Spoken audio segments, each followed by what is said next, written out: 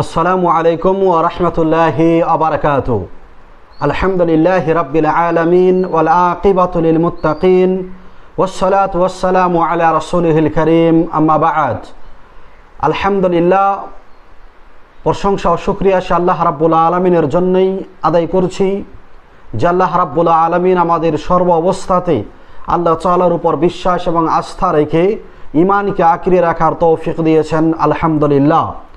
দরুদ ও সালাম বর্ষিত হোক শেষ নবীর উপর সাল্লাল্লাহু আলাইহি ওয়াসাল্লাম।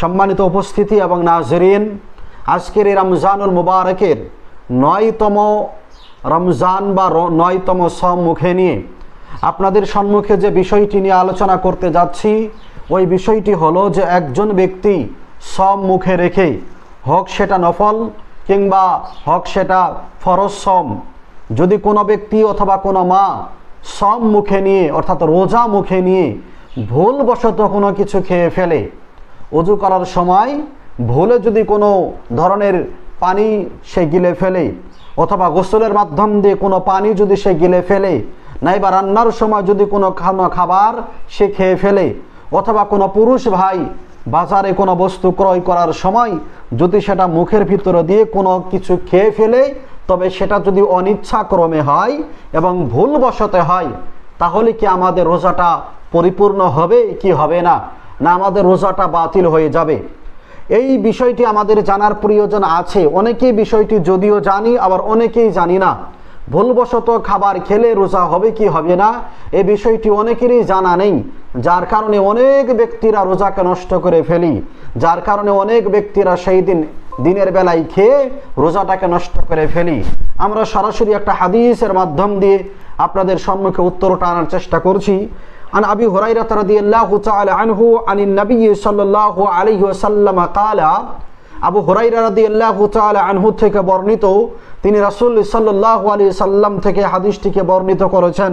ক্বালা, যে রাসূল সাল্লাল্লাহু আলাইহি ওয়াসাল্লাম তিনি বলেছেন, ইদা নাসিয়া ফাআকালা ওয়া শারিবা, যখন কোনো ব্যক্তি ভুলে যায়, ইজা নাসিয়া, যখন কোনো ব্যক্তি ভুলে যায়, ফাআকালা, এবং ওই ব্যক্তি ভুলবশত খেয়ে ফেলে, ও শারিবা, অথবা কোনো মাশরুব কোনো পানকৃত বস্তুকে পান করে ফেলে, পানি, দুধ, মধু, শরবত, যে কোনো বস্তু খায় কিংবা পান করে ভুলবশতে, নাসিয়া অজ্ঞতার কারণে কিংবা ভুলে, মূল কথা হলো যদি কোনো ব্যক্তি ভুলে কোনো বস্তু খেয়ে ফেলে অথবা পান করে ফেলে, আল্লাহ রাসূল ওই ব্যক্তি সম্পর্কে বলছেন, ফালইউতিম্মা সাওমাহু, ওই ব্যক্তি যাতে তার ওই রোজাটাকে পরিপূর্ণ করে।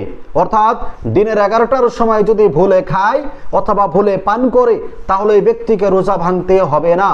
একেবারে সূর্য ডোবা পর্যন্ত ওই ব্যক্তিকে রোজা পালন করতে হবে। ওই ব্যক্তি রোজাতে কোনো প্রকারের ত্রুটি এবং রোজাতে কোনো প্রকারের রোজা ভঙ্গের কারণ এটা নয়। সুতরাং রাসূল বলেছেন, ফালইউতিম্মা সাওমাহু, ওই ব্যক্তি যাতে নিজের রোজাকে পূর্ণ করে, পরিপূর্ণ করে। এরপর আল্লাহ রাসূল বলছেন, ফাইন্নামা আত'আমাহুল্লাহু ওয়া সাকাহু, কেননা আল্লাহ রাব্বুল আলামিন ওই ব্যক্তিকে ভুলবশত খাইয়েছেন অথবা ভুলবশত আল্লাহ তাআলাই তাকে পান করিয়েছেন।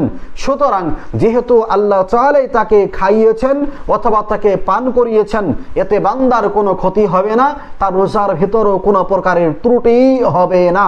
উক্ত হাদিসটি বর্ণিত হয়েছে সহিহ বুখারীতে, হাদিস নাম্বার 1933, এবং এই হাদিসটিকে আপনারা দেখতে পারেন সহিহ মুসলিমে হাদিস নাম্বার 1155 নম্বরে রাসূল সাল্লাল্লাহু আলাইহি সাল্লামের এই হাদিসটি বর্ণিত হয়েছে।